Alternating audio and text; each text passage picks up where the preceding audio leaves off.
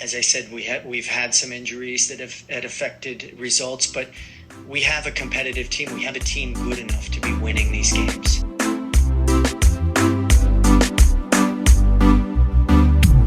Phil Neville's time as Inter Miami head coach has come to an unceremonious end, raising questions as to what his legacy with the team is and what comes next.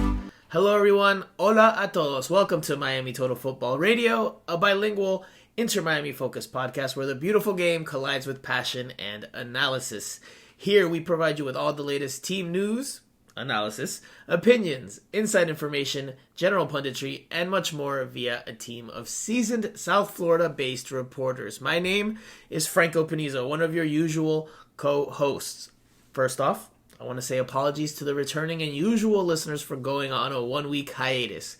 We initially planned to have a show last week, but with the holiday, mid-game, or mid-week game, and Thursday news, it proved too challenging. So, Miami Total Football Radio listeners, we are sorry, and we will do our best to make sure that does not happen again. Our plea for forgiveness aside, joining me on this week's sure-to-be jam-packed show are both of our other co-hosts, Jose Armando, a.k.a. Island Jose, sometimes still known as Cinco, and Andrea Yanez, a.k.a. Ajicita. We'll start with Andrea first this time. Andrea, how are you doing on this fine Monday night? Hello, Franco. Hello, Jose. I'm happy to be here. I'm ready to talk shop because we have a lot of things to discuss. We have a new coach, but the same Inter Miami. So it's going to be a packed episode. We're going to give our opinions on everything that happened. I'm eager to start, so let's do it. Jose, how are you doing on this fine Monday evening? I'm doing all right, and excited about the pod because, it's one thing to do, after, such important news for the team. It's one thing to do a show right away, just to be aware and present in such an important moment. But it's important as well to, cool down a little bit, think everything through, and I think that's what we're going to provide here tonight. So I think it's going to be a good one. It should be a good one because we've got to talk about Phil Neville's departure as Inter Miami coach, Javier Morales' appointment as interim manager. What comes next for this South Florida side? The recent games, because we've missed a few. I mean, it's been a jam-packed schedule for Inter Miami. Continues to be a jam-packed schedule for Inter Miami. So we've got a few games to quickly touch on, as well as preview Wednesday's U.S. Open Cup quarterfinals match for Inter Miami. And, of course, our Q&A session at the very, very end. So all the pleasantries aside, let's not waste any second. Let's get to it. All right, listeners. So before we get to the biggest news item, which is, of course, Phil Neville's firing, we have to talk about very quickly what led to that, right? Because it's been, 2 weeks since we've recorded a pod, given our absence last week. So there's been 3 games that have taken place since then. So the first of those 3 happened while I was in Colombia. I know Jose and Andrea are going to make their jokes, but I did watch the game from a potential illegal or non-illegal stream. I don't know. I won't confirm nor deny those reports. But I watched the game in Medellin while I was over there. Inter Miami came out in a 4-2-3-1 formation against CF Montreal at Stade Saputo on May 27th. Drake Callender in goal. DeAndre Yedlin, Sergi Christoph, Kamal Miller, and Franco Negri were the players in the back 4. The first line of the midfield, Ian Frey and Dixon Arroyo. Second line of the midfield, Corentin Jean, Benjamin Kremaski as the 10, and Robert Taylor on the left. Up top, Leonardo Campana. Inter Miami lost that game 1-0 on the road. Chinonso Ofor with the game winner in the 53rd minute. Inter Miami at that point had 14 goals in 14 MLS matches, which clearly is 1 goal per game, which clearly is not a great haul. Andrea, your thoughts on the 1-0 loss to CF Montreal for Inter Miami up in Canada? I already know that the words Ariel Lassiter are going to come out of your mouth. Well, yeah, and let me say that the first half, Inter Miami were really lucky that Romel Kyoto is injured and Oh and my out, goodness. because man, if Kyoto was there, who knows? Who knows what would have happened? All joking aside, the same problems that Inter Miami keep having. They got a couple of opportunities, and they didn't capitalize. And well, I guess Ari came in, and he came in and assisted for the goal. Montreal gets the point. I guess they deserved it. The because 3 that points. The 3 the points. 3 points. The 3 points. Yes, sorry. And they deserve it because they were better that first half. Inter Miami was again lost on the field. They got better on the second half with some changes, but I think it's clear that we watched that game and we could see that they were having problems and problems and problems, the same problems. And after that defeat, I think it proved to be the beginning of the end, because after that, I guess players didn't believe in the coach anymore, and that is why they played against New York Red Bull the way they did. And I'm happy for Ariel Lassiter, man, and Bryce Stoke also. They could say that they proved their point by helping their team win. You could say it that way. But anyway, I think Inter Miami had more chances, or better quality chances, than they've been had been creating up until that point.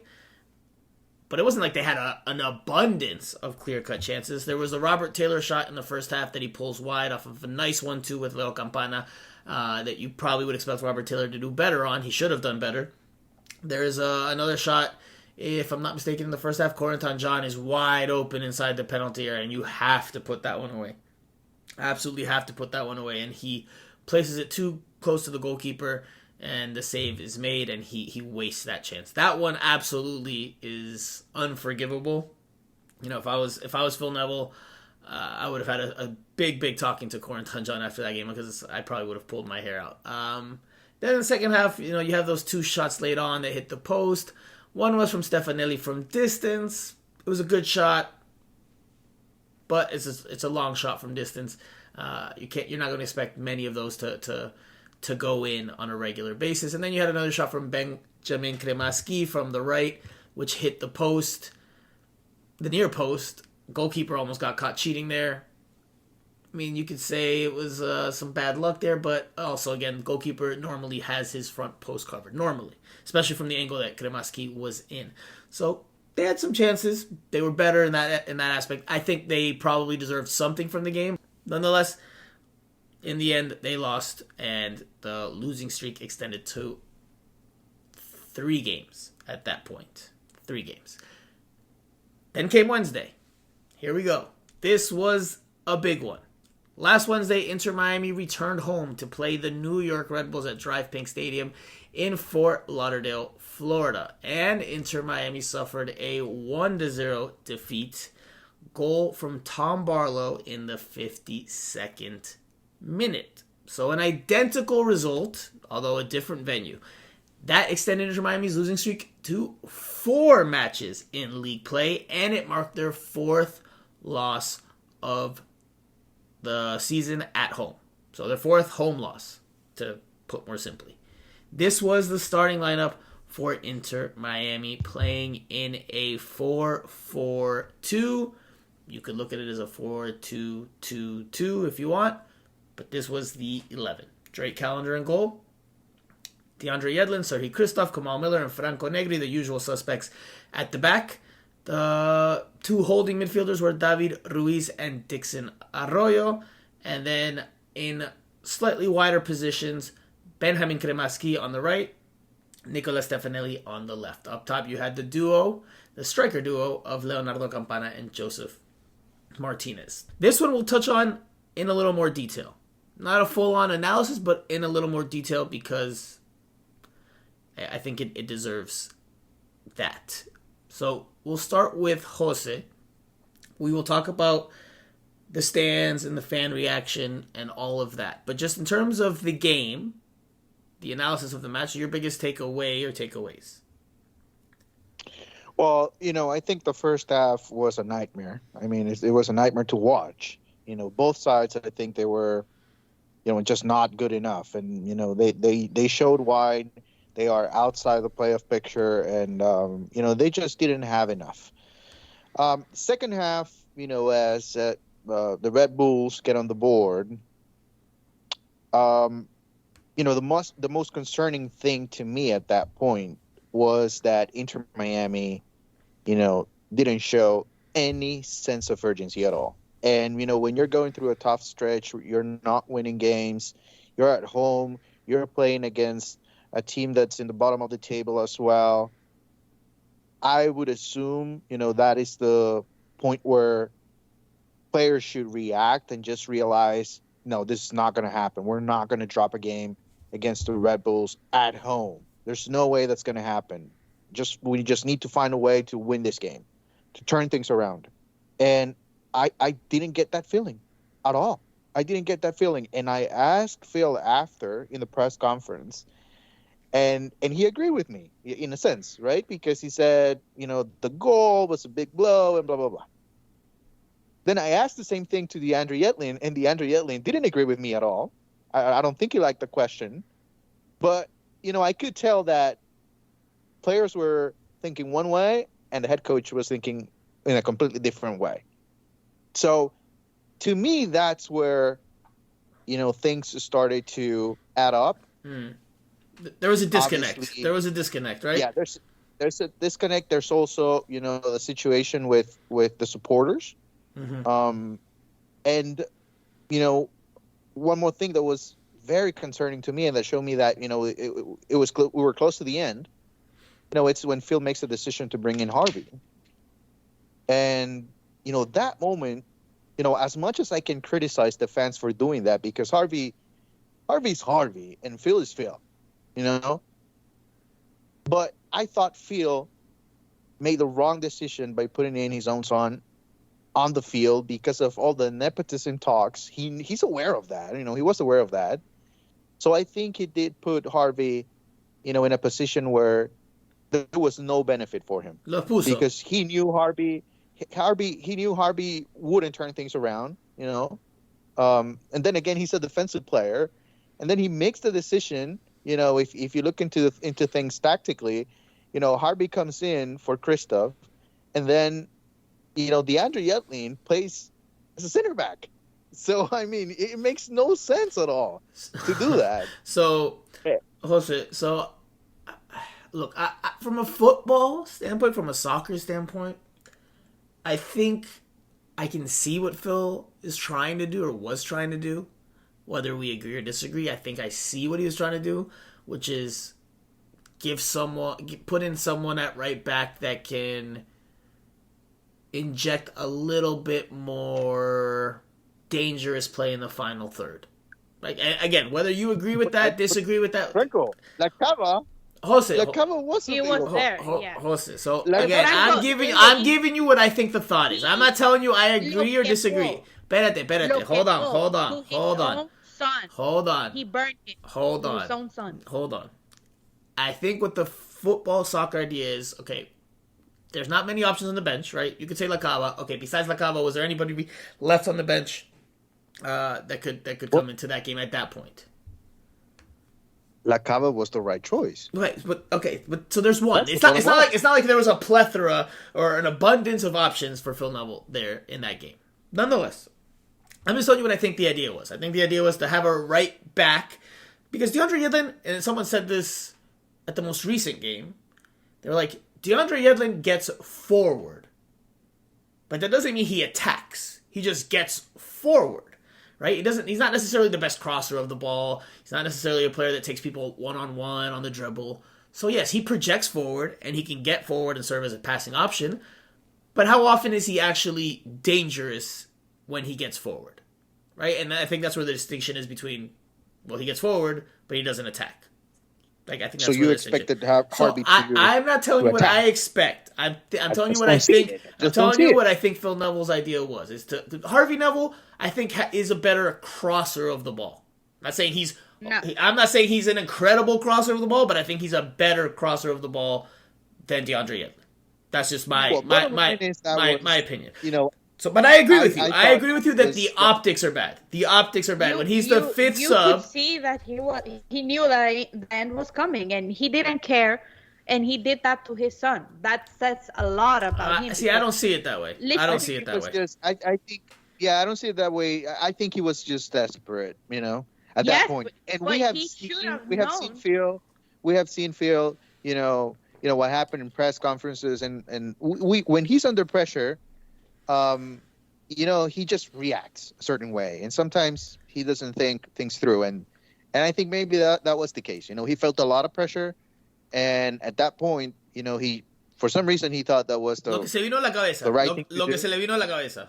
Like, se inventó cualquier cosa. Se inventó cualquier cosa. And he was 5 minutes away. He needed 2 goals because especially I think after the fans had already taken out the banner. Like, why you are losing? You're at home. Why would you make a change for a defender when you have a player that is an attacking player on your bench? I think he probably realized he made a mistake once Harvey was on the field already. Yes, when it was too late. Yes, everything. And listen, I'm not a dad. I'm not a father. But I would assume that took him away from the game at that point. Because he just made the substitution.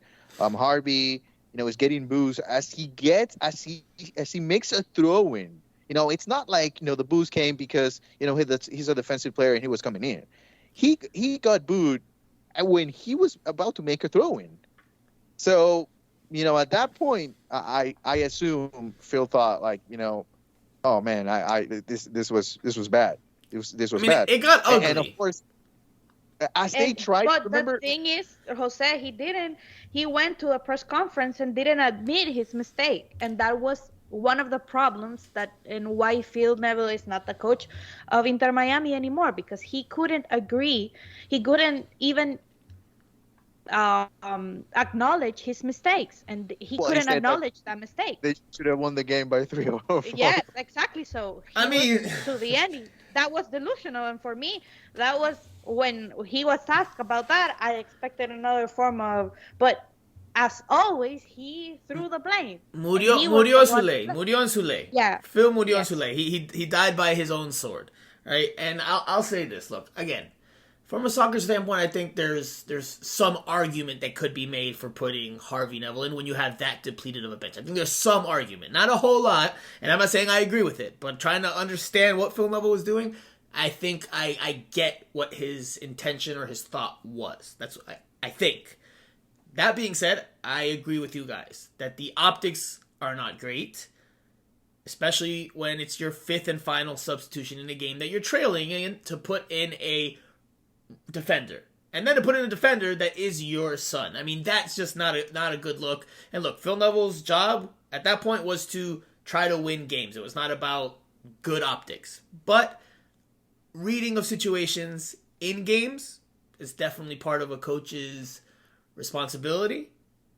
And I don't think, just generally speaking, Phil Neville was the best at reading games and making changes based off of what was happening on the field overall. There was games where he got it completely right. I can't remember which game it was last year, and I remember telling him post-game that I thought that his substitutions were fundamental in turning that game around or winning that game. But overall, generally speaking, by and large, I don't think he's the best. He was the best reader of a game in terms of how it's unfolding, what the game needs, what's it calling for.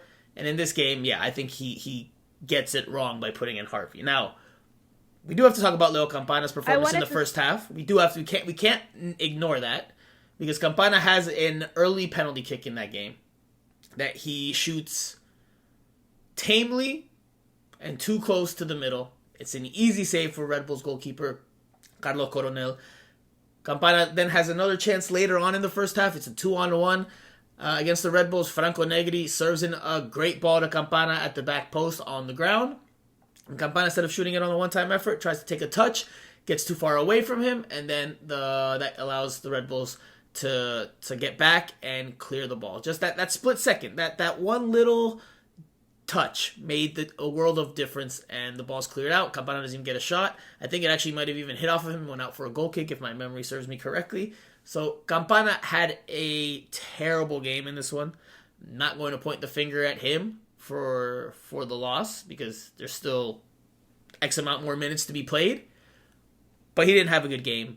And that was definitely one of the ingredients for why the team suffered this defeat. I think what is happening with Campana is a reflection of what was happening with the team. I told you there in the game. I told you I think the players have given up on Phil, and what the bad moment that Campana is going through, for me, it's because of the relationship that he had with Phil, and because Campana didn't like Phil's words in press conferences, This and is when this is he what you used to think. talk about us and said, yes, what I think, because Phil used to say that the two strikers that they were brought here, that they spent a lot of money on them and they had to perform, and then what happened with Campana's well, the whole drama when Phil told you about Word and what we know, because he got mad at Campana for saying that.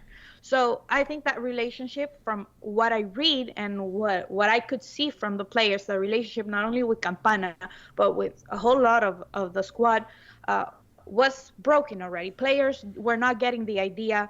Players were not feeling supported, and players, from what I can tell, were not happy when Phil talked about after a loss that players were not performing, that strikers were not scoring goals, and that the team should get better and should do better instead of taking responsibility in his tactics. So I think that bad moment from Campana comes from that, and the bad moment from the team comes from that, because that is why Jose and I were saying like 10 games ago that Phil should have left since he started losing. Since he lost the first time 4 games, he should have left, because I knew that this was going to happen. He was going to lose the locker room. Players were not going to believe in his idea, and he didn't show that capacity to turn things around. And this game against the Red Bulls showed it, because with his bad changes, with his bad tactics, they couldn't come back, even though they were playing at home. Jose, do you agree with Andrea's assessment and her opinion? Because as far as I know, it's not information. But do you agree with the assessment? Do you share the analysis that Phil Neville lost that locker room? Yeah. I think the Red Bull game showed me that.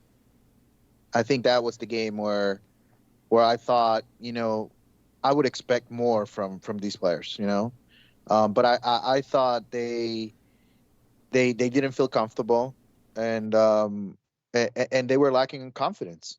I think all the talk about Phil became a bigger factor than tactics, and I think that moment in the press conference where Campana shares the fact that they talked about formations, and the coaching staff acknowledged that there were some mistakes, and that tells you that was the last time the players were they were vocal about it. They had that conversation, and yet nothing changed. So players will give you chances, and some players need to be pampered, and that's the reality of the game.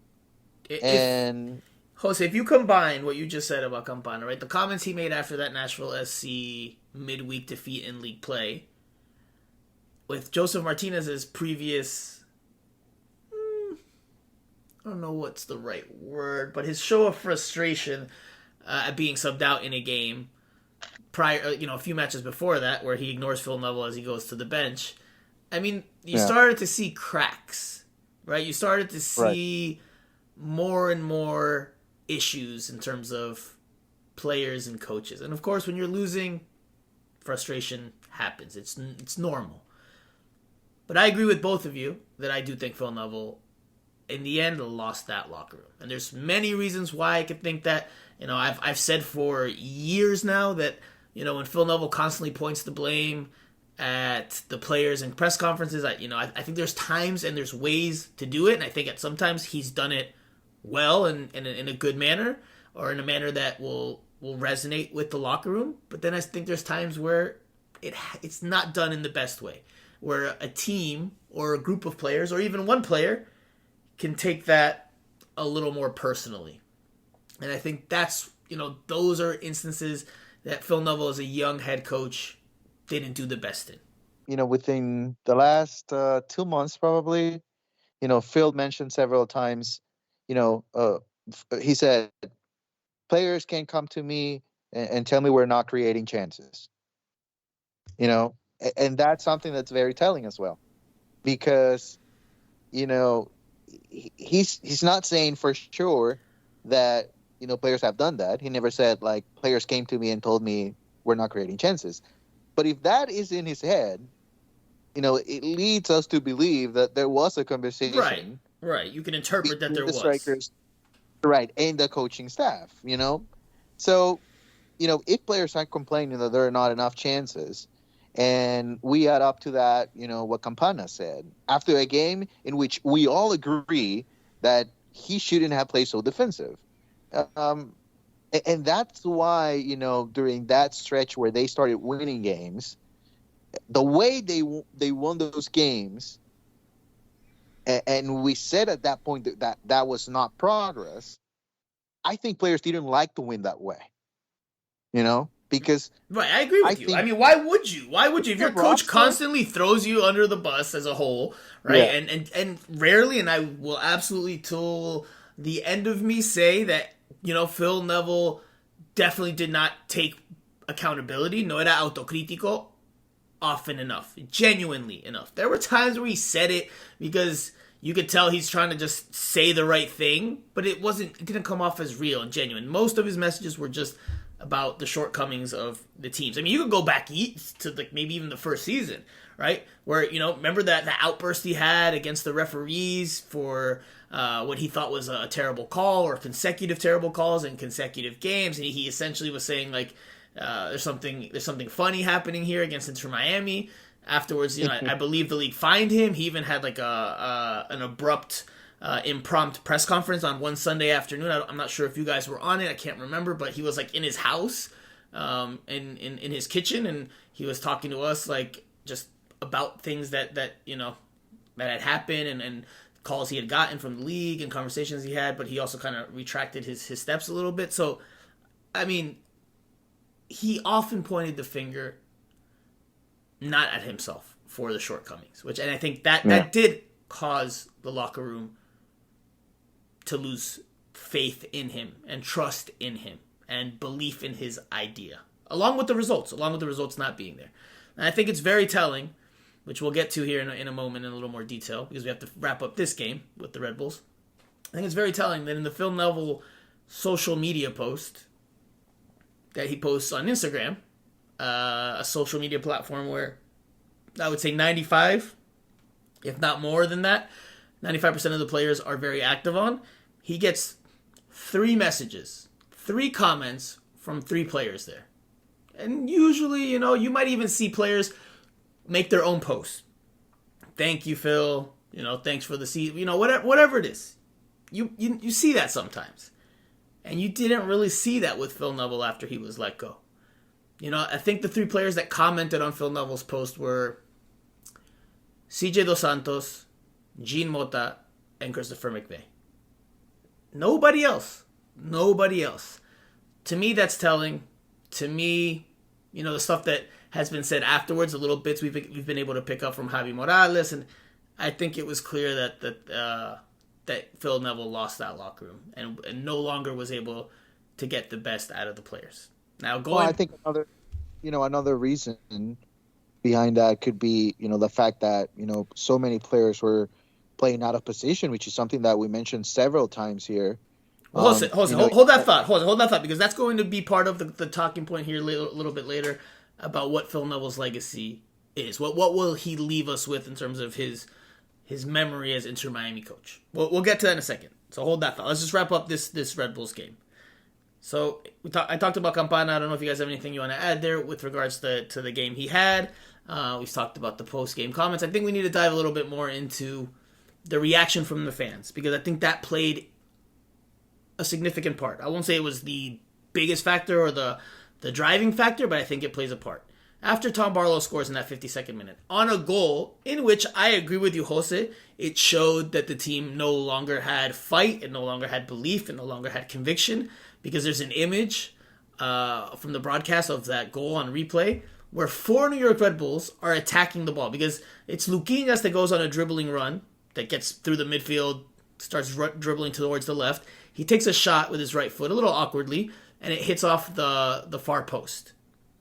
Sergei Kristof's on the goal line trying to do a last-ditch tackle to block any incoming shot. Drake Callender's there trying to scramble to make his play. DeAndre Yedlin was tracking back, but he slips. But the other 3 defenders the other 3 players that are in the frame, which I believe were Kamal Miller, Franco Negri, and Dixon Arroyo, they kind of just gave up on it. Like, they were like, oh, it's going in. Like, they didn't believe that they could put out that fire.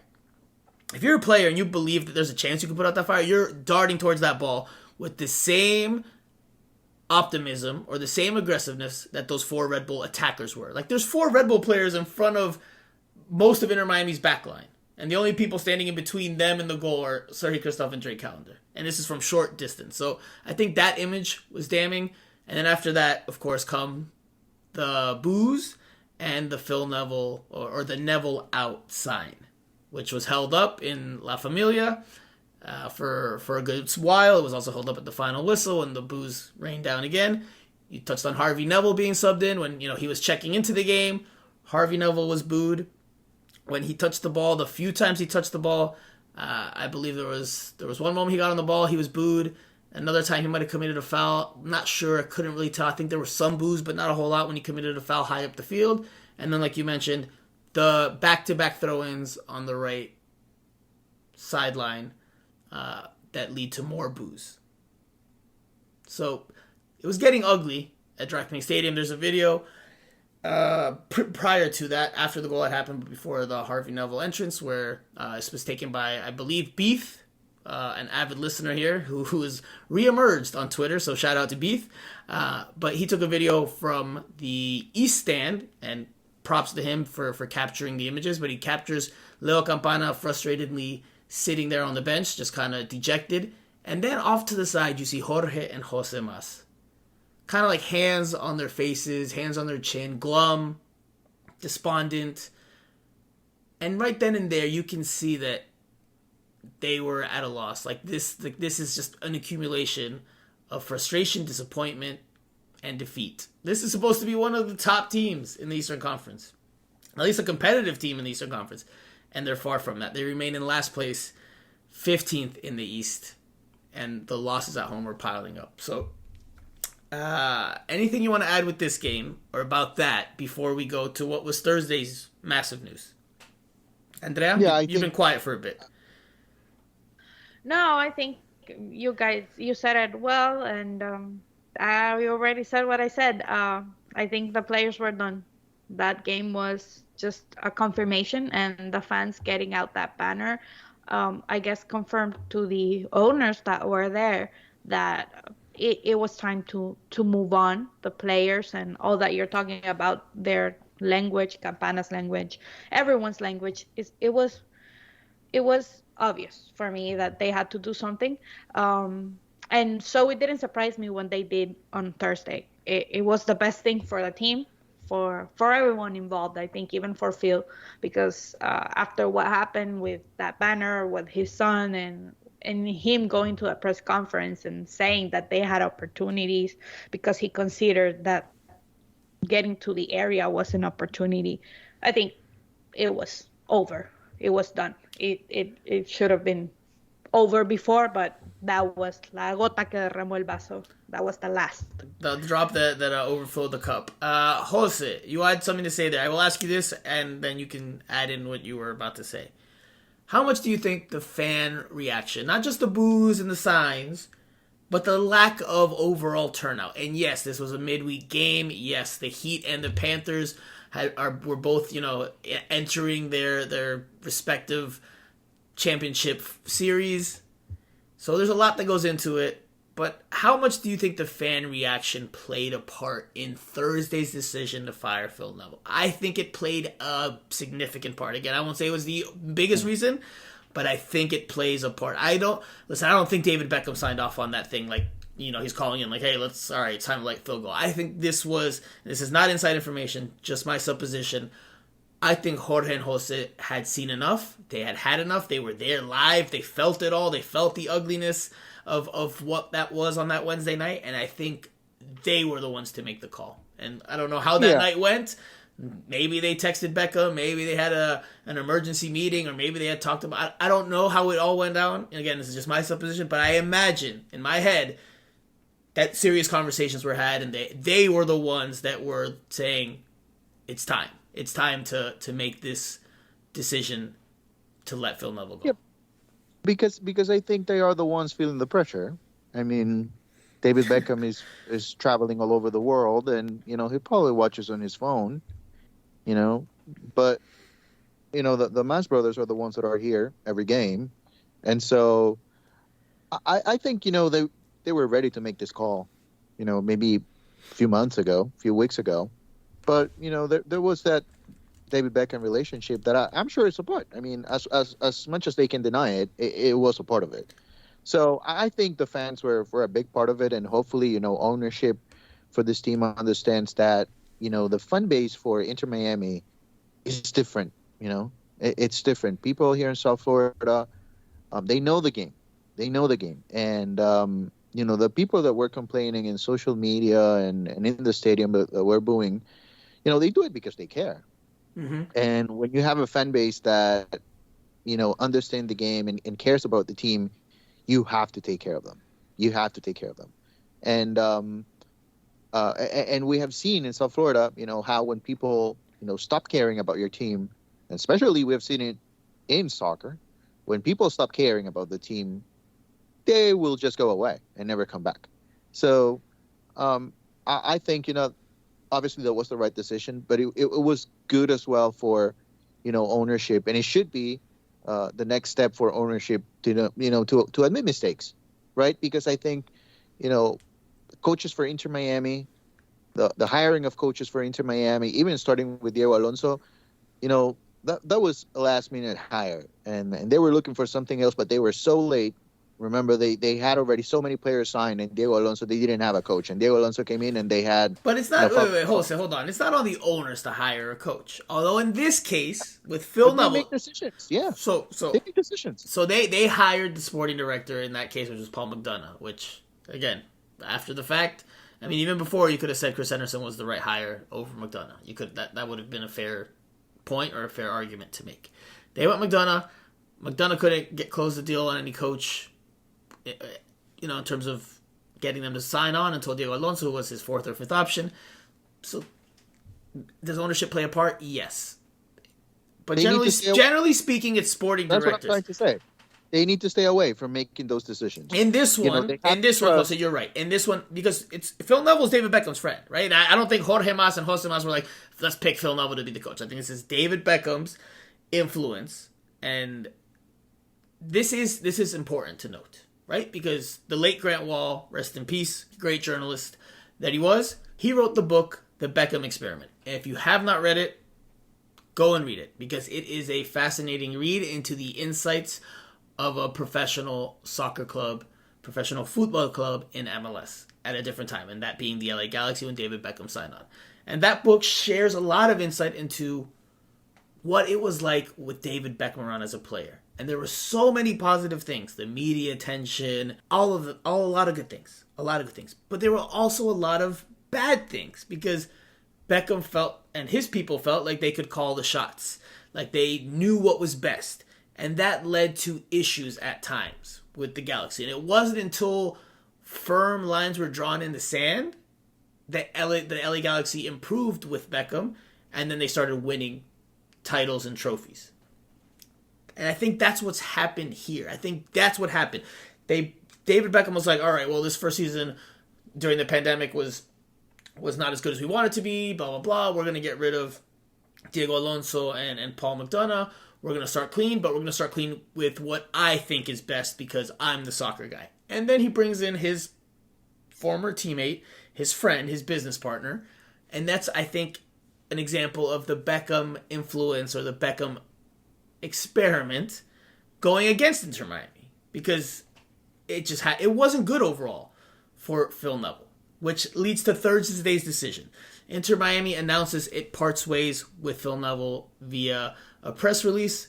Assistant coach Jason Kreis was also let go. The rest of the coaching staff remained in the current roles. And, there was the usual PR talk, and they talked about Phil Neville helping build the foundation, etc., etc. Was Thursday's news, Andrea said it was not surprising to her. Jose, was it surprising to you? Because I'll admit, look, it wasn't like, oh my gosh, it caught me completely blindsided. Like, it felt like it was coming. But I didn't think it would happen on Thursday. I thought, even though Wednesday night was ugly, I thought they would give him through the Open Cup run. Whenever the Open Cup run ended, then I thought, okay, then it's over. I didn't think Thursday we would see that news. Did you, Jose? Listen, if you would have told me, they're going to give him until the Open Cup game, I would say, okay, yeah, I'll take that. I believe that. But I was not surprised that they fired him. The most concerning thing to me, and I'm not an Inter Miami fan, or I just don't, that's not my job when I go to the games.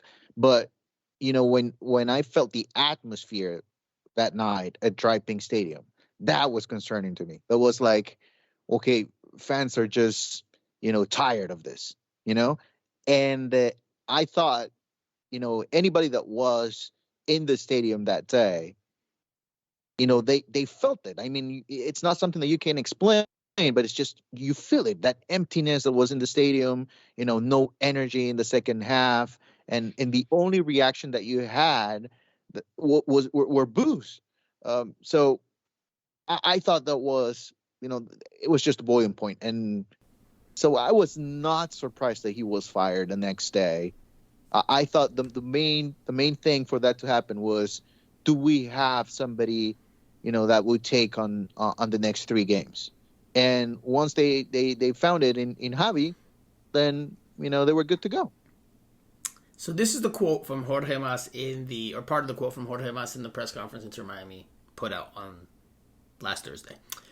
Quote, "We are and always have been an ambitious club. Sometimes the path to growth involves difficult decisions, and today is one of those moments. We are grateful to Phil for the dedication and tenacity he brought to Inter Miami. His positive contributions are embedded in our team culture, and he represented our club with class and dignity." End quote. There's more there, but it's more about welcoming Javi Morales. David Beckham also has a quote, and etc., etc. I don't believe those quotes, by the way. So I mean, those are the public, relations, PR, rosy, flowery quotes meant to, look positively on what is clearly negative news. They're firing a coach. I thought we had more, although not a lot more, but we had more real, tangible comments during Friday's press conference, wherein sporting director Chris Henderson spoke to the media, as well as interim head coach Javi Morales. But I thought, let's start with Chris Henderson. Quote, "We have a competitive team. We have a team good enough to be winning these games." End quote. That to me says a lot. And listen, that press conference from Chris Henderson, there wasn't a whole lot that was said there, by and large, right? Did you guys have a whole lot of takeaways? Was he super forthcoming and open about things? He kind of kept his cards close to the vest. I actually covered for our colleague Michelle Kaufman at the Miami Herald, because she's on vacation. I covered that press conference for the Miami Herald, and I described Chris Henderson as tight-lipped in that press conference, because he talked a lot, but didn't say a whole much of anything. Yeah, but I think that piece was telling, that they think, and I agree, that this roster is better than last place in the Eastern Conference. It's better than last place in the Eastern Conference. And I'll go back to Andrea before you say your piece there. Jose touched on ownership a few minutes ago, and it's something I included in the story, and something I reported on Friday on Twitter as well. I had heard from sources that Jorge Mas had a meeting. I don't know, I won't call it an emergency meeting, but he had a meeting with members of La Familia, different members of each of the supporters groups. And it was in large part to apologize for how this season has gone. And in that press conference, according to what sources told me, Jorge Mas told the fans that, look, they made tough decisions during the offseason, especially when it comes to DPs, so that they could chase a certain someone. And that certain someone, whose name may rhyme with Pesci, was not name dropped in that meeting that Jorge Mas had with the fans, from what I was told. He was referred to simply as you know who. That's how he was referred to, as you know who. Voldemort or what? So, but nonetheless, And that's so disappointing that the ownership, they have time, Yeah. to meet with the fans, which I'm fine. I don't have a problem with that. But if you have time for that, then you should have time for the media as well. I mean, I agree because, listen, we will amplify the message to a larger audience. Not everybody's in La Familia, but, I mean, clearly the point was that they're trying to fix that relationship because that relationship had gone sour a little bit, right? With how mad the fans were at Phil Neville, how frustrated they were, how some have stopped turning out, or started to stop turning out. So I think it was to try to help mend those fences. Now, For quickly, last thing, so I can round out the thought. Jorge Mas in that meeting, again, apologetic. He told them that they expected the first half of the season to be rough, from what sources told me. But he did not expect it to be this rough. So he was apologetic about that. Now, Andrea, go ahead. Because clearly Inter Miami's firing of Phil Neville and the things that have started to come out since then. There's more, which we'll get to here. Remember when I told you that they were throwing away this season and you said no? I didn't see it that way. I don't think so, man. It was obvious. They are throwing away this season, man. They are throwing away this season. They don't care about this year. That is the reason why I don't think Phil so. got fired and Chris Henderson is still here Franco, because you just said it. Said it. I mean, they expected the start of the season to be rough, right? What leads you to believe that the second half it's going to be so good that they're going to make the playoffs and win a championship? Jose, hold on. If you're going to ask me that question, listen, man, it's MLS, right? And Chris Henderson knows this. Chris Henderson's seen this up close and personal with the Seattle Sounders. You can have a terrible first half of the season, and you can make a mid-season acquisition like the Sounders did with Nicolas Lodeiro years back, and that one player can help turn the tide, and he can help you have a much better second half of the season, and then that can help you. That can help. Nicolas Lodeiro player in the Inter Miami roster. Who's going to be Nicolas Lodeiro? But that's the point. So the gamble that they're taking is that they're going to sign. The gamble is that they're going to sign. Lying and playing with people. That is what gets me mad because they made that mistake. Jorge Mas made that mistake, and that is why the team and the fans are angry now because he began promising Cavani, Suarez, Cristiano Ronaldo, Messi, and no one has come to Inter Miami. And now he comes and meets with the fans because he didn't like the banner and all of that, and the team was a mess. And instead of assuring fans like we're gonna try to work on it, he keeps playing with Messi without saying the name, but he keeps playing. We all know who he means, that Messi is going to come. He didn't say that Messi's going to come. No, but he told from what sources told me is that he said that what you see out there on the internet, what's being reported, it's all true, that Inter Miami is seriously after Messi. That's what sources have told me. He said in that meeting with the fans. He keeps getting the fans, bringing the fans in, because he knows that when you say Messi is coming to Miami, people get excited.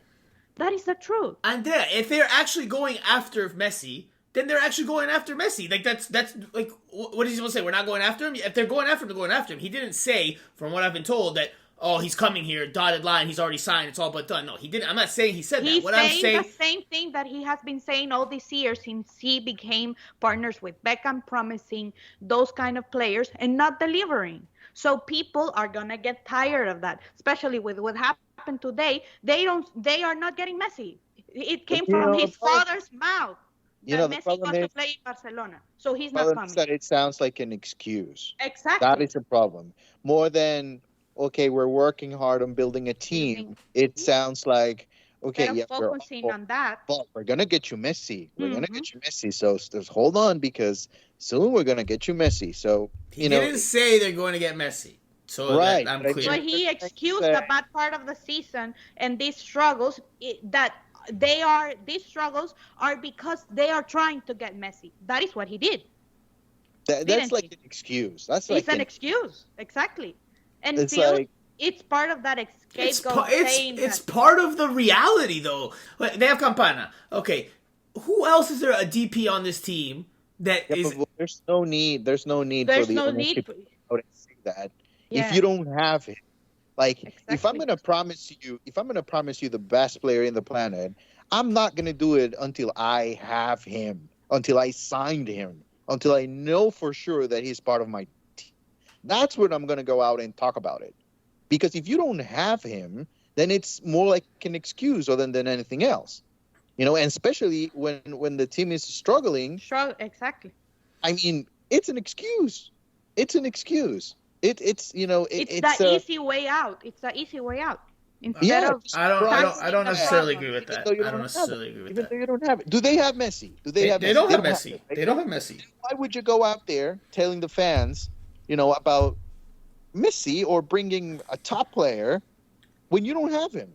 And I mean, he what's the could be point of that? explaining the thought process that went into it, right? Like they don't have a 10. They could have kept Pozuelo. They chose not to keep Pozuelo. Why did they choose not to keep Pozuelo? Because they wanted to keep the spot open in case they could sign Messi this summer. It's a decision they made. It's a gamble they took. Absolutely. If they don't sign Messi, then they absolutely deserve all the criticism in the world for the approach and it not paying off.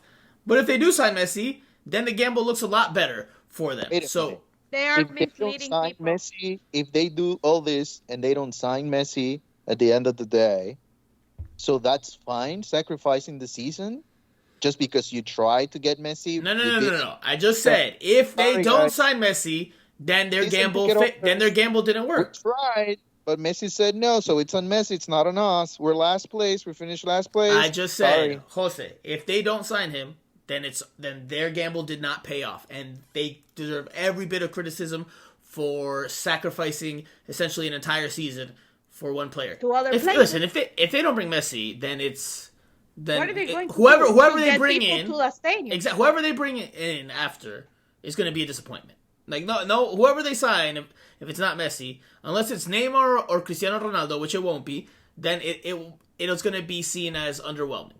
Right? If they miss on Messi and they bring whoever else, it'll be seen as underwhelming. Agree wholeheartedly. You are shooting yourself on the foot doing that, and that is why I don't like it. And I would have preferred Jorge Mas being like Chris Henderson was with us. Like, I can talk about a player that is not on my team or on blah blah blah, because if you don't get him, you are gonna be looked at the biggest clowns in MLS, because they threw away their season. They are in last place. They fired the coach, and they didn't get anything out of it. So it's a risky business. It's a risky business. And for me, talking to Henderson, I really liked Jose's question, because listen, Henderson and Phil spent the off season saying that they were building this team, that this was their team. So for me, also Chris Henderson bears a lot of responsibilities with all the woes and all the things that are happening in Inter Miami. So Which is why when he says we have a team that should be winning these games, it's like, hey, Phil wasn't getting the most out of this team. And that's where we need to go back to that. We've gotten sidetracked a little bit. We need to go back to that. Jose and Andrea. Jose, very quickly. Why? We talked about the why now, right? We talked about the reasons for it. We think that, Phil lost the locker room. We clearly know that the results haven't been good enough with Inter Miami in last place in the Eastern Conference. We've talked about, Phil Neville feeling the heat and how he doesn't necessarily take responsibility or accountability. What will he be remembered for? What will Phil Neville be remembered for? Give me what he will be remembered for in a good light. Jose. Wow, that's really tough. One good thing that you don't have to be one. It could be multiple if you have them, but just rattle them off quickly. Um, mm, Andrea, if while Jose thinks, do you have it? Do you have one? Do you have a response here? Well, I was thinking about saying that he didn't miss a press conference, but then I remember that he started sending Jason in. So Yeah, Jason I Christ guess. sometimes. Look, okay, so I guess I'll go first here because you guys are having a tough time. Look, I'll say, from what I understand, he helped build some processes behind the scenes that were not in place before his arrival. Now, that said, that first year with Diego Alonso, sure, Diego Alonso maybe had some shortcomings there, but it was a pandemic year. Everything was in flux, and it was all a mess overall. So, look, but Phil Neville, to his credit, came in, made some processes and structures that will last for a few years, if not longer. So he'll get uh, he'll be remembered within the organization for that. Does he get credit for building this foundation of youngsters? I'm not so sure. Excuse me. That I'll give him all the credit for that because those youngsters were coming through the pipeline as is. Was he starting to give them some minutes? Yes, but they were more so because of injuries to starters than just because he was giving them opportunities. So, I would say more so it's the behind the scenes things. Maybe he did bring some attention from England and help bring in. I won't say more attention, but he brought some notoriety in Miami here during these first few years. He was a good quote in press conferences, good with the media, I think, overall. So there was some positives. he was not very honest. Well, I think go ahead. When he was in trouble, he just needed to find a way, to make sure he was all right and he was not in a bad spot. So I don't know if he. So you don't have any positives to share though for what you will remember Phil Neville's legacy for at Inter Miami. Like not right now, to be honest. Not right now. Okay, Andrea, do you have any positives? Well, I guess he's openness to answer our questions. All right, so I want to read something to you Futbolistically, guys. none. He lied about the Open Cup. That was a big one for me.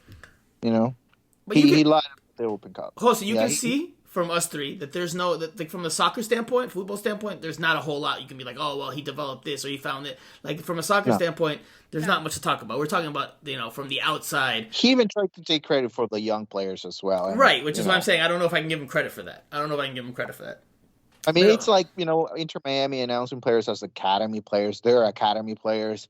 I mean, come on. I mean, how many years do you the Inter Miami Academy? It's what, like 3 years, 4 years, 3 years, maybe 4. And the players that are out there on the field right now, maybe 5. They are like Came from other academies. like, 20 years, and even players like Gascona started with Orlando City, like Ian Frey with Weston. I mean, so the point is that we are saying that most of Phil's, if we can give him,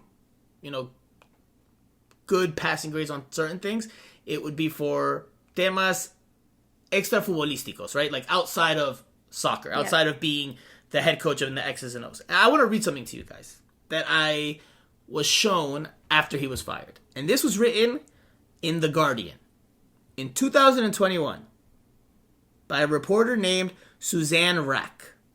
Okay, The Guardian's an English outlet. And this was about Phil Neville's tenure with England's women's national team.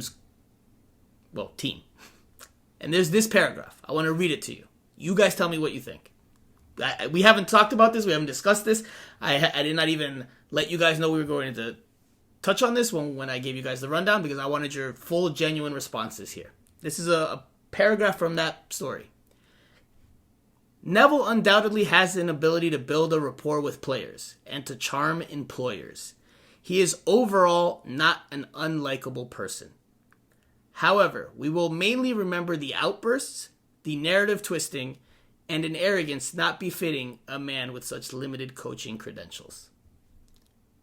Does that sound like Phil Neville to you after his Inter Miami tenure? Yes. 100%. I agree. It's the same analysis, the same overall tenure. It's the same overall. It is who he is. And those are things, if he's going to continue coaching in other parts of the world, that maybe he's going to have to address and work on some of those negative aspects. Because, I mean, the narrative twisting, yes, we talked about that on this podcast. I think we were one of the only ones, and we were seen as being a nuisance. So we were saying that the Open Cup game was not a victory against Miami FC because they tied that game and they advanced on penalty kicks. You know, things like that. Yeah, that can be seen as narrative twisting for sure. Those are little things. But you know, when you say something like that, you're just trying to take advantage of people that don't know the game.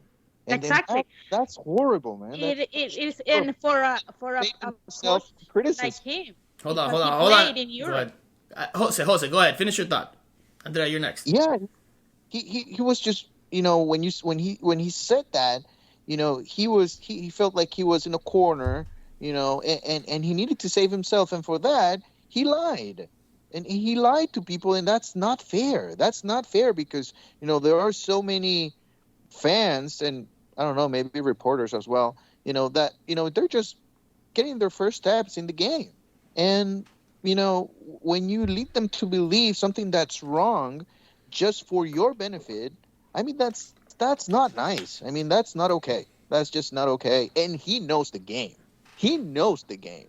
You know, when he said that in the press conference, that was offensive to me because, you know, that's coming from somebody that knows the game. You know, it's not like somebody that, you know, knows the game from FIFA or that started playing FIFA. They liked the game. They won a couple of games in Ultimate Team, and they felt like, okay, yeah, I like this. No, he knows the game. He played the game at the highest level.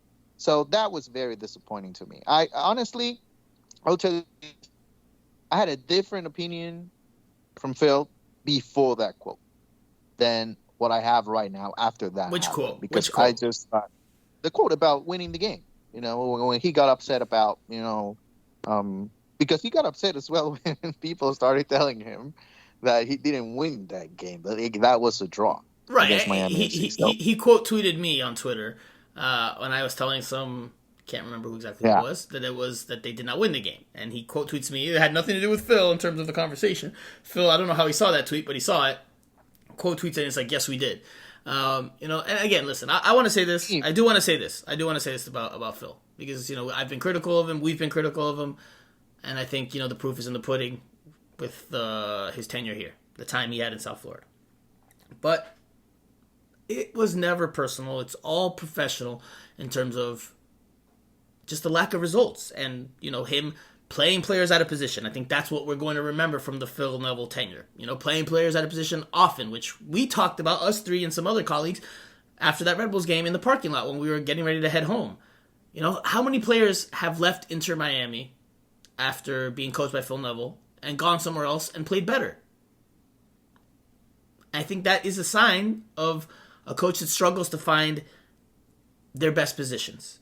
And he's played a lot of players out of position. He changes formations and tactics often, which I think leads to a lack of continuity and a lack of chemistry and a lack of overall understanding. So there's a lot to be critical of. I think there's more to be critical of than there is to remember from Phil Neville's tenure. I'll also give you his overall record here as Inter Miami head coach, because I did the numbers here for the article that I wrote for the Miami Herald. Phil Neville's numbers as head coach of La Rosa Negra. 35 wins, 13 draws, 42 losses across all competitions. That includes the Open Cup, that includes MLS playoffs, and the regular season. That is a win percentage of 39%. Clearly not good enough for a team as ambitious as Inter Miami. But it's not personal. And look, I reached out to Phil after he was let go. I wish him the best privately. I wish him the best publicly. As a human being, you know, he reached out to me when my father passed, and that will stay with me for forever. Phil Neville is not a bad man. But when it comes to the head coaching, we got to talk about it as we see it. We got to call it like it is. And I don't think he was good enough. I think the numbers back that up.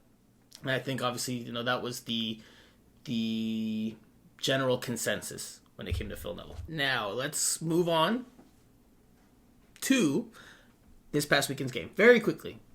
We won't dive into it a whole lot.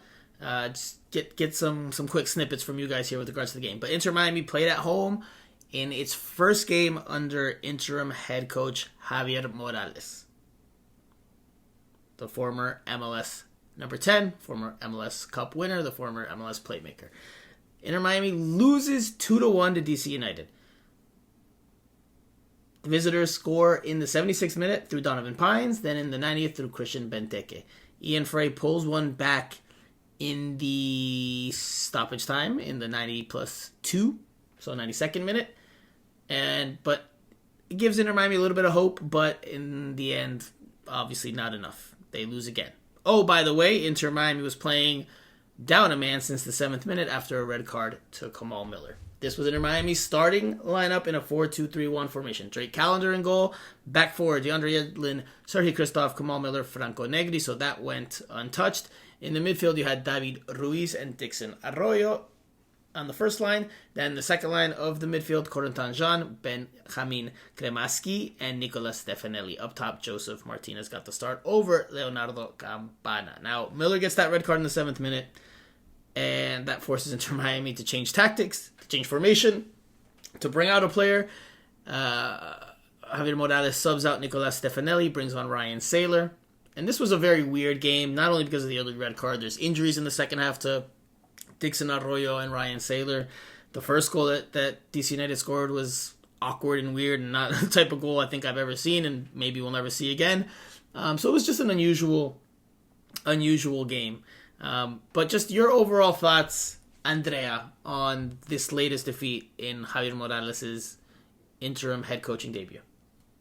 Well, they lost, and I think I expected them to lose because DC United has not been the best team in the conference, but at least they are getting some results. They have Benteke scoring goals, so they have that going on for them. And it's very difficult for a team to change coach and after losing 4 games and come and win. So I was expecting them to lose, but what I liked from this game was that you could see a different kind of behavior from the players. A different kind of energy from the players. So I really like that because I think it confirmed that they needed coaching. They needed a change. And a change of ideas, even though the idea on the field was not that different. And we expected that. Javier Morales talked about that in the press conference, that he couldn't change a lot. He only had a day of practice, and it was absurd to make a lot of changes. So I think the positive thing is that they showed a different behavior, a different demeanor, and they fought, even though they were very unlucky. The red against Kamal Miller, I told you since the moment it happened that it would be a red because I don't know, this referees in MLS. Wow, man. Like, seriously. He went to the back pocket and pulled out a yellow card. I was like, what yellow the, card, what and the, I was like, man, what's going on please. here? Maybe he meant to pull out the red card initially, and then he tried to save face by going to V. Because if you go to the back pocket, it's a red card. Yeah, it's a red card. The yellow but card he is had the front yellow pocket. card in his back pocket. It made no sense. It made no sense. But yeah. Look, but I really like after that. In another moment, maybe a couple of games ago, maybe they would have lost by a lot of goals. And we have to also say that Drake Callender had a pretty amount of good saves against Benteke and other players from DC United. So I think that was positive. That was positive for the team. They didn't get the 3 points, but I think we saw something different, a different attitude, and they need to build on that. Maybe, I don't know if they are going to win in US Open Cup because they come in a bad moment in their season with a new coach, with a lot of injuries now.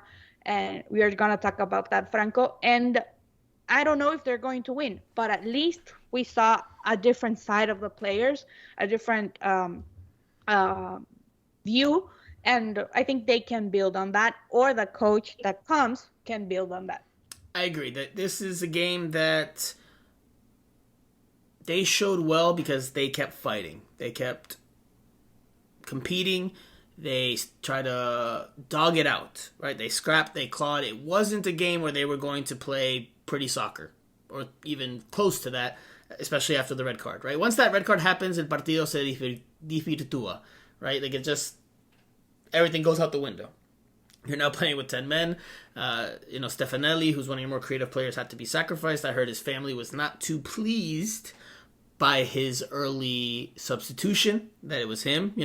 I would have not been surprised if they took out Kunamaski to keep Stefanelli in.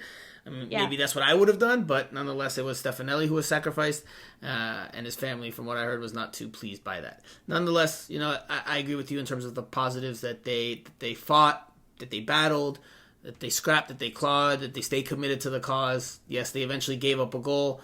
Calendar was lights out in goal yet again, further cementing the fact that he, up to this point, is the Inter Miami MVP of the season.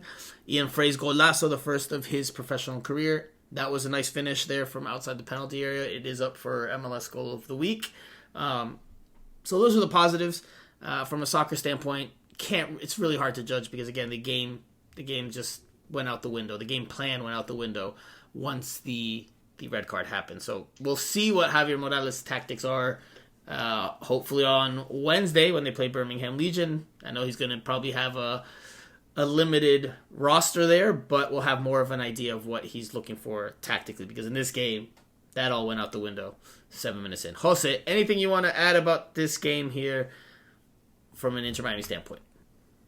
I think it was just a weird game. It's just the worst way to start. The absolute worst way to start for Javi. And if I'm being completely honest, I think we will never see his idea on the field, because I do not believe that Inter Miami will start the process to hire a new coach. I think they never gave us a timeline on Javi, and that's probably because they already knew this was coming. They will be needing a new head coach, and I'm sure they'll have conversations. I wouldn't be surprised if Inter Miami has a new coach in June. So I'll tell you that. It was a weird game. It was a very weird game. That he had to start this way for him. Yeah, and we didn't mention that what happened, that Dixon came out injured, and seconds after they made the change, and Sailor got injured, and they didn't have any other window, so he had to make the change and bring Christopher McVeigh and Robert Taylor in. He couldn't do any more changes because of they showed. of the wind. I'll add this: they show heart in this game.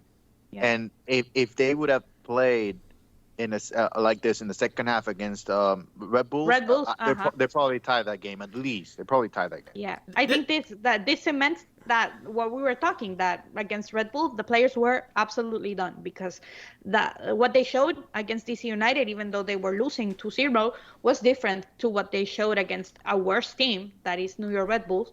And with Lewis Morgan coming out from injury and not having a lot of attacking players, they didn't show the same amount of heart, of commitment, like they did against DC United, where they did, and they got a goal in the last minutes, and they were trying to go forward even though they were down a man.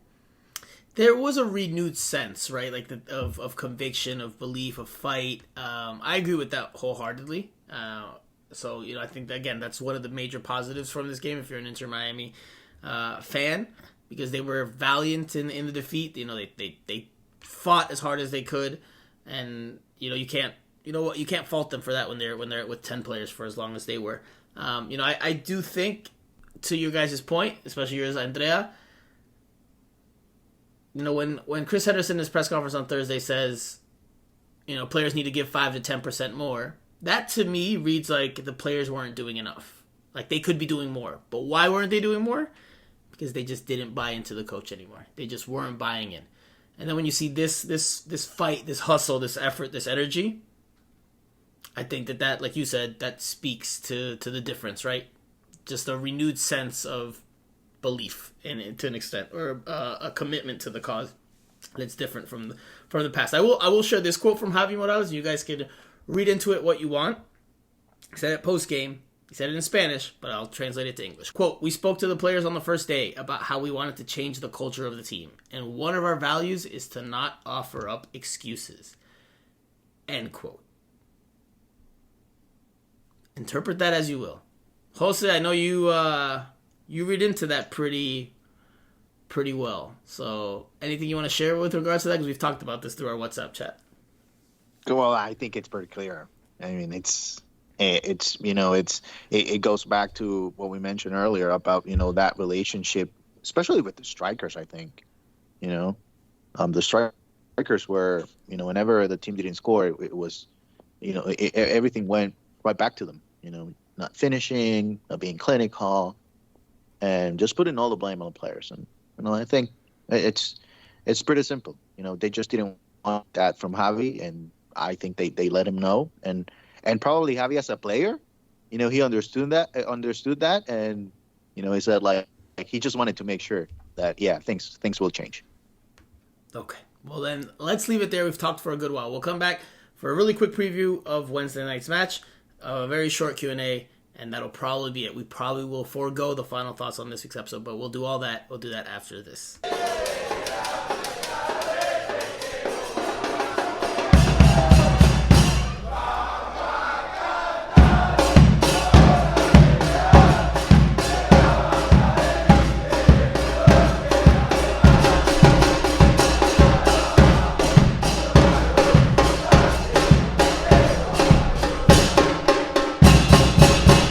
All right, time to preview Wednesday night's match for Inter Miami.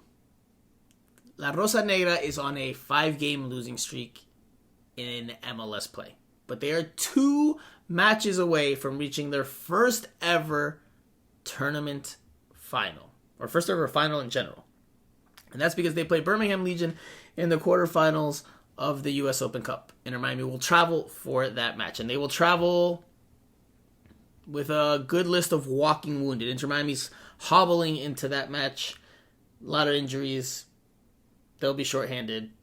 Nonetheless, Javi Morales on Monday talked about the importance of the game, wanting to improve from a soccer playing standpoint. Jose, in the last segment, you said you don't think we'll ever get to really see Javi Morales desarrollar or really develop or unfold or show what his soccer tactics and his idea is. But clearly, they're going to try to play a little bit more. Now, they're away from home. You are the most well-versed of the three of us in terms of the USL, and I say that with the utmost respect. Jose, what can we expect from Birmingham? And as a result, what should we expect from Inter Miami? Well, Birmingham, as you all know, in USL Championship, different than in MLS, there are no DPs, and so you don't have any superstars. You don't have players that you can rely on to win games. And so Birmingham, they rely on the collective effort. And yes, they do have players like Agudelo, which, everybody will know. But Agudelo is not the same player that he was a few years ago, even before he got to Inter Miami. He's different now. He understands that, at this point in his career, he needs to rely on his teammates. And they have a solid team. They've been having a good season this year. They had a good season last year as well. It shouldn't be surprising that they have made it this far because some of the games have been at home, and I think that's a big advantage for any USL Championship team. If you play at home, you have the crowd on your side. It's expected. They're expected to have their biggest crowd of the season. They even made a press conference, which I thought it was a little bit too early, but they had a press conference, so they're getting a lot of attention locally. So it's going to be a big matchup. And, when you have a solid foundation, which they do, and then you have the excitement of a big game, I think those are elements that you see very often in the Cup and that most of the times work in favor, of the home team. So, and to that, we add that obviously Inter Miami is not doing well. They have a new head coach. They have plenty of injuries. I think this is as close as you can be when you're a USL Championship team to be a favorite in a matchup against an MLS team. So it's going to be a tough game. It's going to be very, very tough. I am not 100% sure that Inter Miami will go through, to be honest. And it's completely different on the other side. Let's say, just to compare a little bit, on the same side of the bracket, but Cincinnati and Pittsburgh and all USL Championship team, but obviously Cincinnati is doing really, really well in league play. They will be playing at home. I mean, clearly they are heavy favorites. I cannot say that about Inter Miami facing Birmingham. Now, from what I've heard, neither Sailor nor Arroyo will be traveling on Wednesday. I've heard Edison Escona will go. I've heard there's a chance that Rodolfo Pizarro, who's training again, might go. Joseph, I've heard, is expected to travel as well. I don't know if he'll start because of that turf. Nonetheless, That's old turf, like, very old. It's not. It's not even like the same that we saw against Miami FC at FIU Stadium. I mean, it's not going to be easy for them. And Birmingham, they have been playing there this season, and they seem very comfortable there. So, to be honest, I heard Javi over the weekend, say that Joseph was, he took him out because of a little bit of an injury, hamstring. I mean, I don't see him playing. If that's the case, which I believe now the Inter Miami head coach a little bit more. I don't think that's the right idea to risk Joseph in that game, to be honest. And again, it's as even as you can get when it comes to USA Championship against MLS because of everything that's going on with Inter Miami. Now, think about this. If Dixon Arroyo is not playing, we know Mota is not playing, we know Gregory is not playing, then, that midfield, essentially you're going to have to play Victor Ulloa, which, he hasn't even been I don't think so. On the roster. I don't think so. He's not even on the roster. So if you don't play Victor Ulloa, then you're going to have to rely on David Ruiz and Cremachi in the middle of the field. I think that's what we're going to see. I am 100% sure that the midfielders for Birmingham have much more experience than David Ruiz and Cremachi. So, and if you're not going to win the middle of the field, you're in a lot of trouble. So, Jose, what lineup do you think we see? And then Andrea, I want to hear your 11 as well. I have one already here, but I want to hear your thoughts first, Jose. Give me the formation and the 11.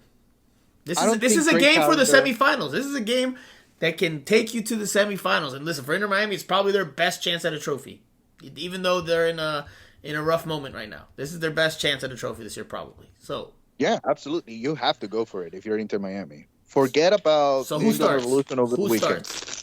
Give away that game. But I'll say this: it was interesting to me that Drake Callender felt a little bit of discomfort in his left leg against Red Bulls. No, he didn't. Yes, he did. No, he didn't. No, he didn't. He did it again over the weekend. And, initially I made that comment to you guys on our WhatsApp group, and you told me, I was just making some time, giving Javi Morales an opportunity to talk to the rest of the team. Yeah, I agree with that at that time. But late in the second half in the game, where Inter Miami, they needed to play. They didn't have to waste any time, and he felt it again. Same spot, and that was a little bit. I don't know if he's gonna play this weekend. On Wednesday. So I would say maybe if Marsman is available, gets a shot. If not, CJ. I don't expect Drake Callender to play that game. And then, defensively, obviously, you play Nady because, there's just no other choice. You play Yetlin. You have to play him. Kamal Miller, he needs to play because he's not going to be playing over the weekend, so he needs to be there. And I think you play Christoph as well. You have to play him. Although I'll be really concerned with Christoph and the turf. I don't think that's going to benefit him, but I guess you have to play him just out of experience. And then I play Cremachi and Ruiz because there's no other choice. And then I go with the 3-1 to finish it up. I don't play Joseph because I don't think it's gonna the turf is not gonna do him any favors, and you're probably gonna risk him, and still he's not gonna be as effective. So I go with Campana at the top. Then I'll play Robert Taylor. I'll play Edison Ascona in the middle. and on the left side I go with Stefanelli. And then if things go sideways quickly, then I get rid of Cremachi or Ruiz and put Borgelin at the top with Campana. I think they have to go back to the diamond. I told Andrea that. But that's not the diamond. You just said. No, that's not the diamond. But I'm saying, I think they'll play 4-2-3-1. Mm-hmm. But in the long term, when they get some of the players back or they're not playing on turf, I think they should go back to the diamond. Long term, not on Wednesday. On Wednesday, 4-2-3-1. Okay. So I'm going to say I definitely agree with your lineup. That's what initially I wrote down here before you started giving it in a very haphazardly way. You went from left to right and then forward and then backward. I don't know. You were all over the place there with your starting 11. This is what, again, that's what I initially wrote down, but this is what, as you were talking, I thought about it a little more. This is what I think we'll see. 4-2-3-1, I agree. Drake Callender in goal. That back four from right to left, Yedlin, Christoph, Miller, Negri, agree. First line of the midfield, agree. Ruiz and Kremaski. The front four, I think, will be different. John, Stefanelli, and Taylor. I think we would see that before we see. Well, no, actually, you said it in Ascona. So actually, I don't. Sorry. So I don't actually even agree. I got to take back what I just said a few minutes ago. I don't even completely agree with your lineup. Almost agree with your lineup. I don't. If Pizarro doesn't start, John, Stefanelli as the 10, Taylor on the left. I don't think Ascona starts. I don't see any way, shape, or form that Campana starts. That Ascona starts in a win or go home tournament match for Inter Miami. Just don't see that happening. Andrea, give us your lineup, and then we'll wrap up after that. I think I agree with Jose with one exception. I think Calendar is going to play. And I think we could see Javi Morales bringing Ascona. This is the perfect game to do it. He played last year in the USL, so he knows the league. And it will be a good matchup with him. And if you have Stefanelli on one side and Robert Taylor on the other side, I think we could see Inter Miami having the ball more, creating more chances. So I really agree with Jose that this is a game that we could see Edison Ascona, but only with that I think Calendar will play in this game. I agree with that as well. See, never mind what I said earlier about agreeing with Jose. I completely disagree because I do think Calendar starts on Wednesday night. And yeah, I also just have to retract my statement. I didn't mean that against the Red Bulls he didn't feel something, but against DC United when he went down on one knee to be checked out by the medical staff, that was instruction from Javi Morales. Viveza Latina. A wily, cunning move from the coach so the player could be tended to so that he can have a team talk on the sideline without having to have a player come off the field. Because if you're tended to and you're a field player, you have to come off until the referee allows you back on. With a goalkeeper, that's not the case. So while Calendar was being tended to, Javi Morales called the team over and had an impromptu team talk. So pretty crafty, pretty wily there from the Argentine in his coaching debut. All right.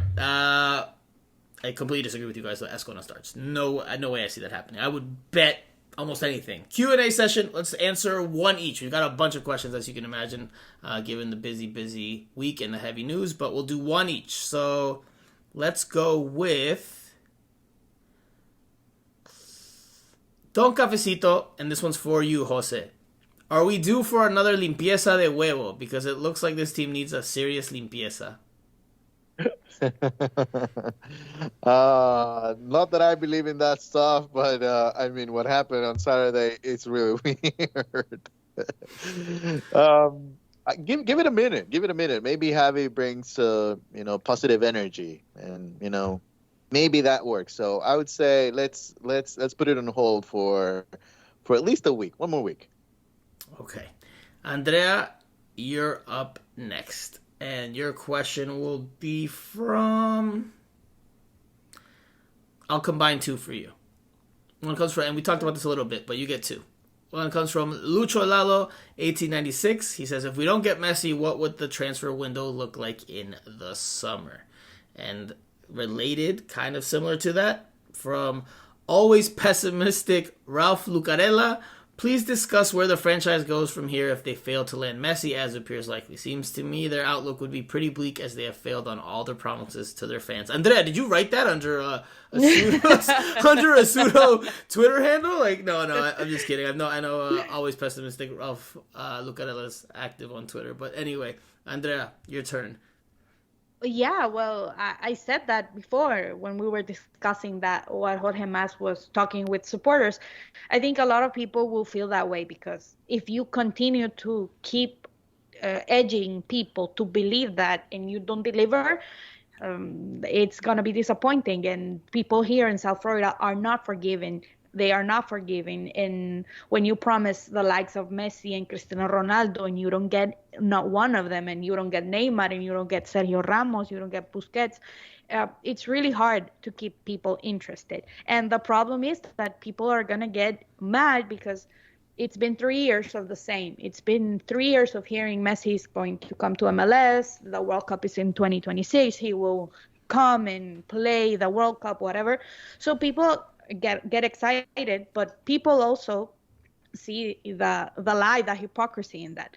And I'm not saying that Messi is not coming or cannot come to MLS, but in this moment is really lying to people. So the team, I guess Chris Henderson is or should be working into getting players and to start with an interesting coach to get for this franchise. If they can't get Messi, maybe they should go for a big name as a coach. You have Tata Martino available from today on. You have Ricardo Gareca also available.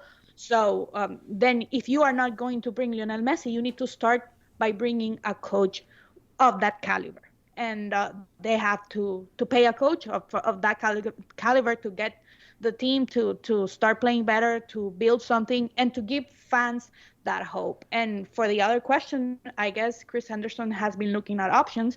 I don't know if any option is as good as Messi because Messi is Messi, but there are some players that are available. I don't know if they are interested in coming to Inter Miami if Messi doesn't come because listen, let's be real, they are in last place in the Eastern Conference, the worst of the conferences of MLS.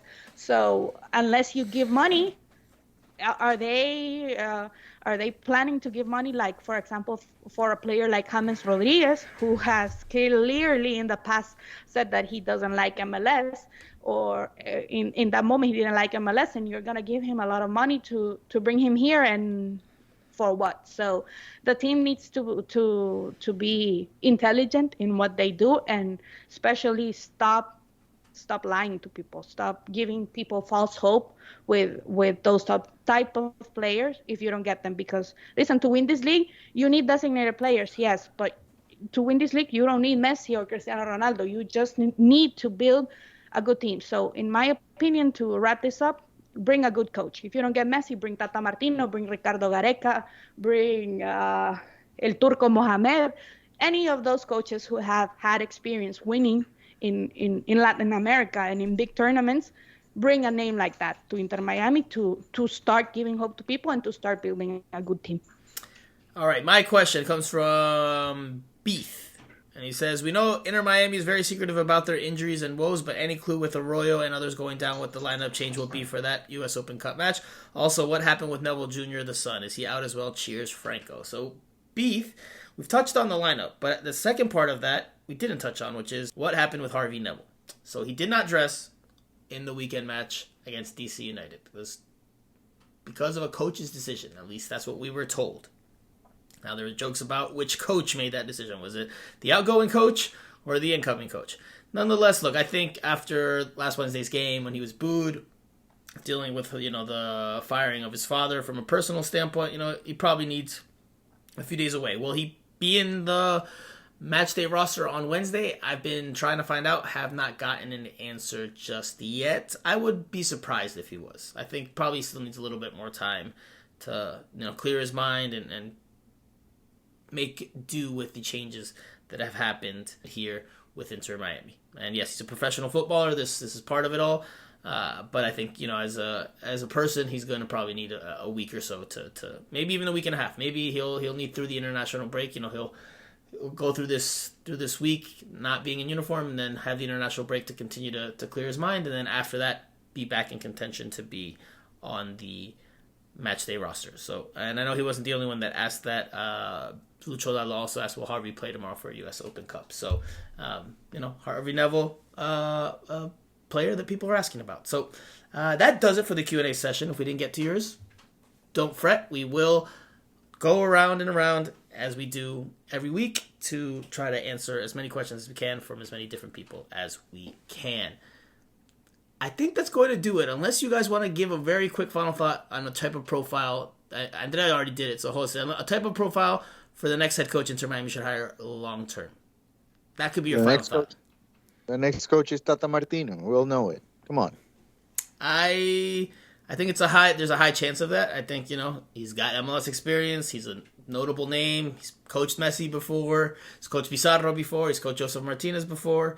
He wants to be back in MLS. He wants to be back in. There's a lot of reasons for why he might, return, and it might be one of the reasons why Chris Henderson was very tight-lipped and mum when we were asking about the type of profile that he's looking for in the next coach in the press conference on Friday. So, all signs point to that being a high possibility, although Inter Miami hasn't acknowledged as much. We will leave it there. It's been a very long pod, but we've had a lot to discuss. We'll be back next week. We won't come back later this week, although there's another game this weekend, but we will be back next week for a pod to wrap up these next two games and to lead into the international break. So for Jose Armando, for Andrea Yanez, I am Franco Panizo. You have been listening to Miami Total Football Radio.